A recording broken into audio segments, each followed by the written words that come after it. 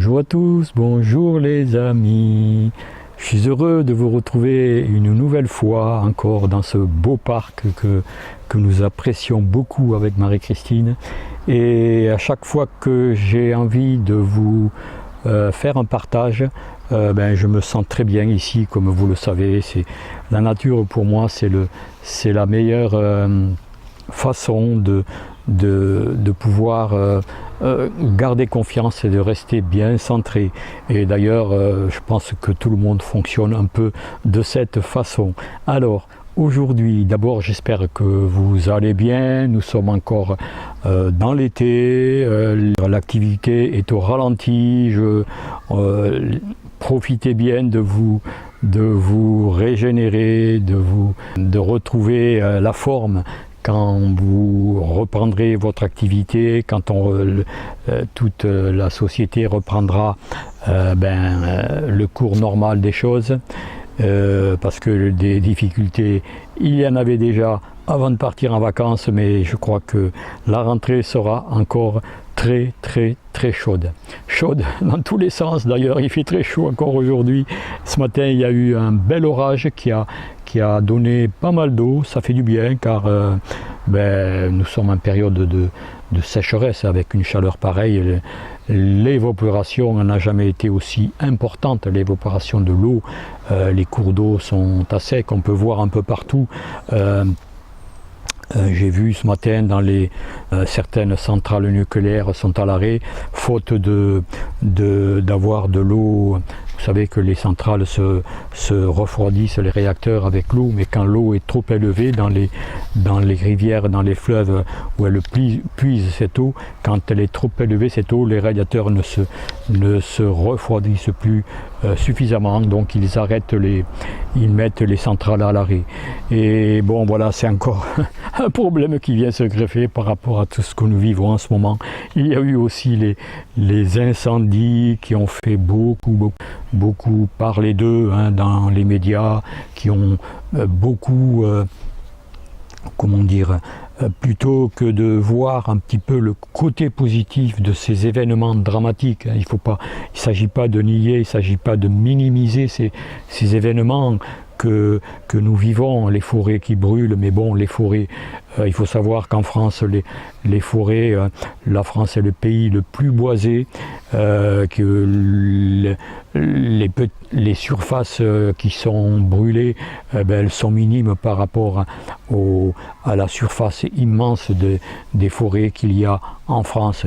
Et puis, il faut voir aussi ces événements comme un électrochoc. C'est ce que nous disent les aides de lumière, un électrochoc pour que les gens se réveillent. Il y a besoin d'électrochoc. Malheureusement, l'être humain ne fonctionne que par événements très forts, très puissants, qui les bousculent dans leur conscience, qui bousculent toute la société et on a pu le voir d'ailleurs avec ce qui s'est passé en 2020 avec le coco et tout ce qui s'en est suivi au niveau confinement.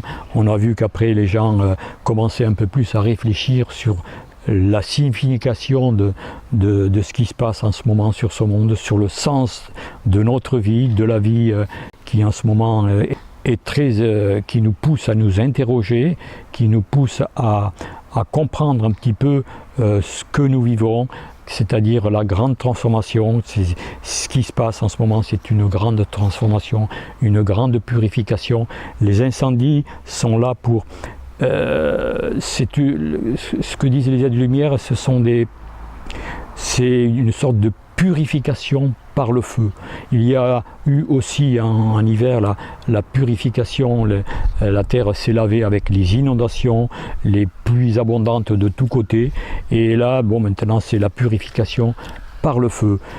Ces mouvements d'inondation, ces mouvements de chaleur qui provoquent tout ce que l'on voit comme feu, comme inondation, c'est aussi un petit peu cela que la terre a besoin de vivre. de vivre en elle, parce qu'elle souffre, la Terre, elle est comme nous, c'est un être vivant, mais elle a besoin de vivre cela.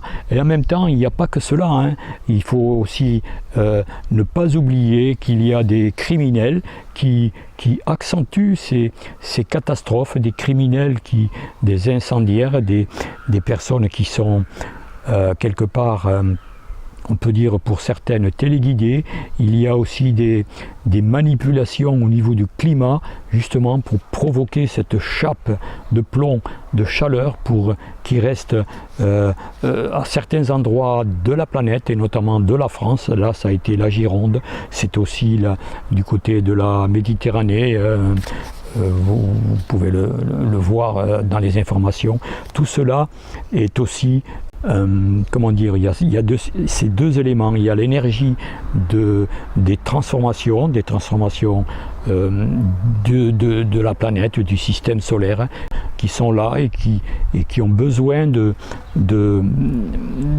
faire des électrochocs. Mais en même temps, il y a à côté de cela, en parallèle, les forces de l'ombre, les forces qui sentent qu'ils perdent leur pouvoir, qui veulent aussi accentuer cela, parce que vous le savez, hein, on le dit souvent, il y a trop de monde sur cette planète, ils n'arrivent plus à gérer autant de monde, et donc ils veulent carrément, pour garder le pouvoir encore plus bien assis en eux, pour garder l'humanité en contrôle, ils veulent en supprimer une bonne partie. D'ailleurs, c'est ce qui se passe en ce moment. Il y a beaucoup de départs, de gens qui ne supportent plus ces conditions de vie et qui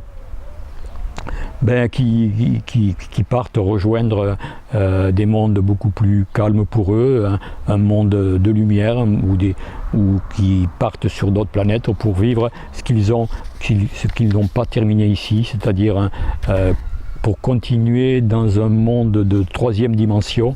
Et en même temps, c'est le cours normal des choses.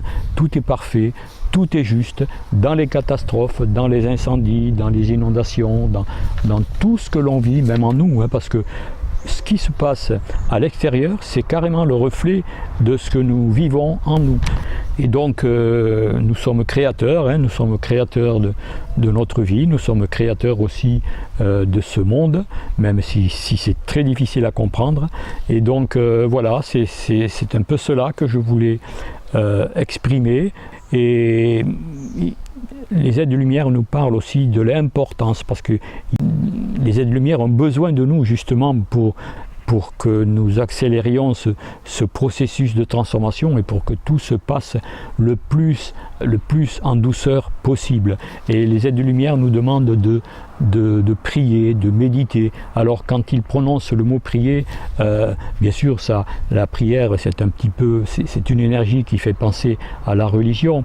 La prière de la religion, c'est pas tout à fait cela ce que nous demandent les aides-lumière, c'est prier avec notre cœur, que ce soit en méditation, que ce soit sur n'importe quelle forme de méditation, de prière, mais c'est surtout prier avec le cœur. Bien sûr, il y a ceux qui se sentent à l'aise avec les prières de la religion, c'est pas incompatible, mais bon, sachez que ce n'est pas limité à cela, c'est une prière d'abord qui s'adresse à notre fort intérieur, et cette prière doit être émise à partir de notre cœur, avec sincérité, avec beaucoup d'amour aussi, et de réveiller en nous cet amour à travers cette prière que nous pouvons aussi adresser aux êtres galactiques, hein, à Jésus, Sananda et tous les êtres qui sont bienveillants envers nous et qui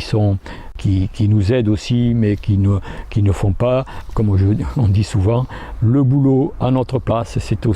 Ils ont besoin de nous aussi pour que nous fassions ce travail que eux ne peuvent pas faire, parce qu'ils ne sont pas du tout dans cette dimension. Et ce ne sont pas eux qui vont venir nous sauver, c'est à nous d'abord, à nous sauver. Ils feront le reste après, quand nous serons prêts justement pour accueillir ce nouveau monde qui approche de plus en plus et plus vite qu'on ne le pense. Donc j'arrête là cette humeur du jour que j'ai, un petit peu en vrac, ça me venait comme ça à l'esprit, de façon un petit peu en vrac. Mais bon, c'est pas grave, vous aurez compris à peu près ce que je voulais dire. Donc je vous propose d'écouter ce texte assez récent qui parle justement de l'insistance de la prière pour avancer et accélérer la transformation de ce monde. Alors ce texte s'intitule « Priez avec le cœur, car l'univers répond toujours à l'appel de notre âme ».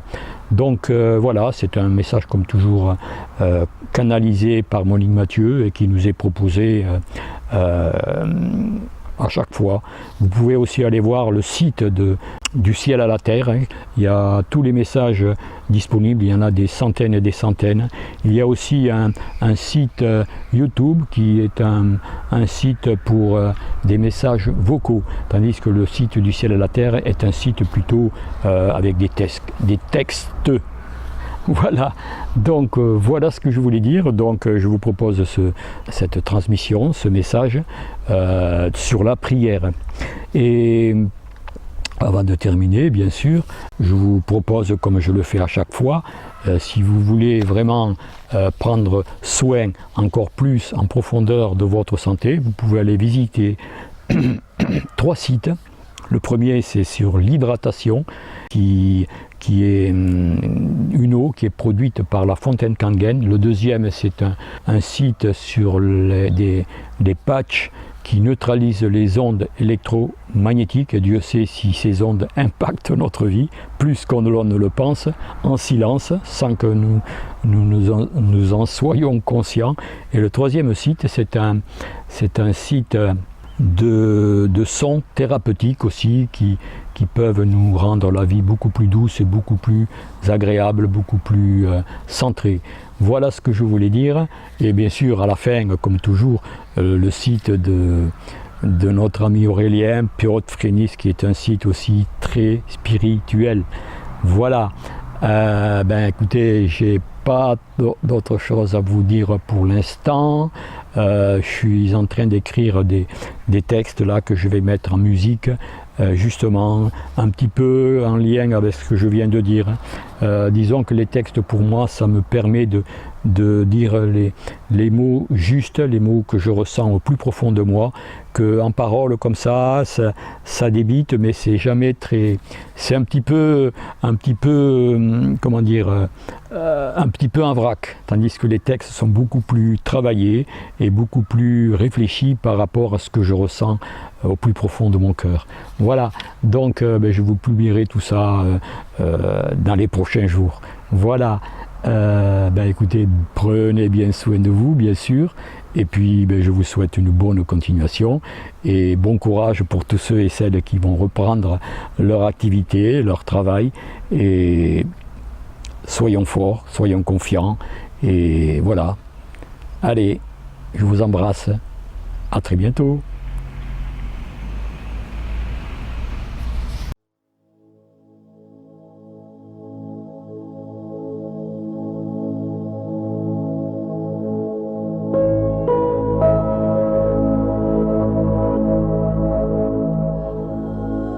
Priez, priez, priez. Frères de la terre, enfants des étoiles, vous n'êtes pas venus comme cela en promenade. Certains ont vraiment choisi de venir aider d'une façon ou d'une autre. Il n'y a pas de mauvaise façon ou de bonne façon d'aider.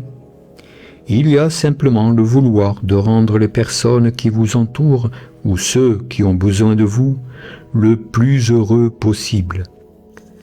Dans ces temps d'obscurité de la conscience, dans ces temps où tout marche à l'envers, il est important que chacun d'entre vous puisse fièrement marcher à l'endroit, puisse fièrement se rendre compte de ce qu'il est réellement.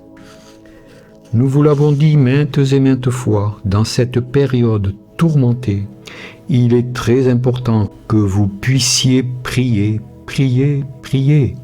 Mais prier veut dire vous connecter avec les êtres supérieurs. avec tous les êtres qui vous aiment infiniment et également vous connecter avec vous-même. Le travail que tous les travailleurs de lumière auront à faire de plus en plus, c'est justement le réveil, prendre conscience de ce qu'ils sont, travailler avec une autre façon d'être, d'agir, de penser et d'aimer. Pourquoi la prière ? Ce n'est pas la prière d'église que nous vous demandons, quoique si vous désirez la faire, nous ne faisons aucune objection. Mais la prière que nous vous demandons, encore une fois, c'est la connexion, parce que vos guides, entre autres, il ne faut surtout pas les oublier dans cette période particulière de la vie sur ce monde.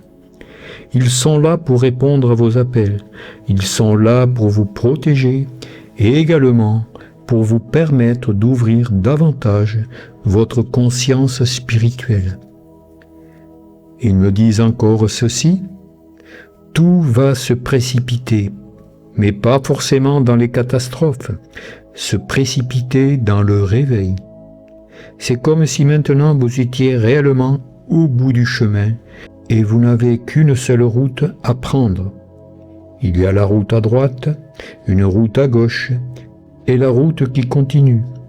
Et vous n'avez plus le temps de vous perdre à droite ou à gauche, parce que le moment où tout changera, où tout se précipitera en vous et autour de vous, approche rapidement. Nous ne sommes pas là pour vous dire qu'il y aura des catastrophes, nous sommes là pour vous dire qu'il y aura des tremblements de terre énormes en vous, et il faudra que vous puissiez y faire face. Ce qui nous préoccupe, ce n'est pas ce qui se passera à l'extérieur, c'est ce que vous vivrez à l'intérieur de vous. Si vous essayez de vous voir vivre, penser et agir, vous pourrez comprendre que vous ne pensez plus tout à fait de la même façon, que vous n'agissez plus tout à fait de la même façon, que vous aimez même différemment. Le changement pour l'instant est subtil. Il n'est pas encore totalement visible, ou tout du moins à vos consciences, mais tout se met en place et, encore une fois, vos guides sont là pour vous permettre d'avancer beaucoup plus vite avec de nouvelles fréquences vibratoires. Lorsque nous disons que tout va se précipiter, c'est parce que le ciel le veut ainsi. C'est parce que les grands êtres de lumière qui ont en charge l'humanité, votre monde bien sûr et le système solaire, se préparent aussi à aider considérablement votre monde, ainsi que tout le système solaire. Donc, soyez prêts, soyez vigilants, soyez à l'écoute de vous-même, à l'écoute de tout ce qui se passe autour de vous. Mais le plus important, c'est d'être à l'écoute de vous-même. Vous verrez petit à petit des transformations. Vous les verrez et vous en serez parfois très heureux. Parfois, vous ne vous comprendrez plus. Parfois, vous essaierez de vous retrouver dans le monde ancien. Cependant, ce monde ancien va mourir à l'extérieur, mais également à l'intérieur de vous. Donc, encore une fois, soyez vigilants, soyez attentifs et priez. La connexion a une immense importance parce qu'elle élève votre fréquence vibratoire. Et si vous vous connectez 1 ou 2 fois par jour, la connexion n'a pas besoin d'être longue, la connexion vous mènera simplement vers les êtres des plans de lumière, mais également et surtout vers d'autres parties beaucoup plus élevées de vous-même. Jusqu'au bout du bout, nous serons là. Jusqu'au bout du bout, nous vous montrerons la route, mais encore une fois, il y a d'autres routes. Chacun suit une route menant à la lumière, doit le faire avec son cœur, avec plaisir. Il ne faut pas qu'il y ait une contrainte, quelle qu'elle soit, lorsque vous cheminez sur votre chemin de lumière, sur le chemin de votre réalisation. Certains, pour se réaliser, auront besoin d'un autre chemin, peu importe du moment que ce chemin est également un chemin de lumière et d'amour. Chacun doit trouver son chemin, et quand il l'a trouvé, Il ne faut plus qu'il le quitte, parce qu'il n'y a plus le temps de prendre des chemins de traverse. Il me montre énormément de lumière, comme si notre monde était éclairé. Je ne sais pas d'où vient cette lumière. La lumière blanche est très éblouissante.